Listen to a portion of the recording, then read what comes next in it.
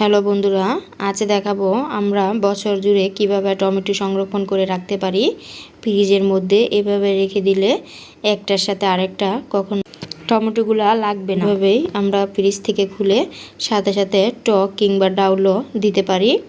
এইভাবে সংরক্ষণ করে রাখলে বছর জুড়ে খেতে পারি, আর বাজার থেকে কিনেও আনতে হবে না, টেনশনও করতে হবে না। এখন আমি বক্সটি ফ্রিজে রেখে দিব, খুলে খুলে কাজ করতে পারবো, তৈরি করতে পারবো। এখন আমি টমেটোগুলো ভালো করে ধুয়ে নিয়েছি। ধুয়ে নিয়ে পাকা পাকা লাল টমেটো, দেশি টমেটো এটি টক, খেতে অনেক ভালো লাগে। এখন আমি সবগুলো একই সাইজ করে কেটে নিব। এই টমেটো দিয়ে ডাউল খেতে অনেক ভালো লাগে। সবগুলো টমেটো এইভাবেই আমি কেটে নিব।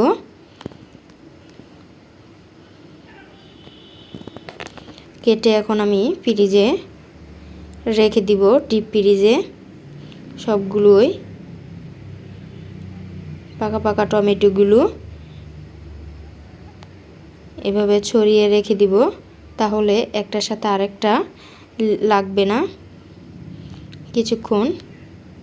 এখন আমি ফ্রিজে রেখে দিব প্রায় আধা ঘন্টার মতন। ফ্রিজে রেখে তারপর আবার নামিয়ে বক্স করে রেখে দিব। এখন আমি ডিপ ফ্রিজে রেখে দিলাম। আধা ঘন্টা পর ফিরে আসলাম, দেখেন টমেটোগুলো অনেক শক্ত হয়ে গিয়েছে, বরফ হয়ে গিয়েছে, একটার সাথে আর আরেকটা রাখবে না। এখন আমি বক্স করে ফ্রিজে রেখে দিব। আল্লাহ হাফেজ।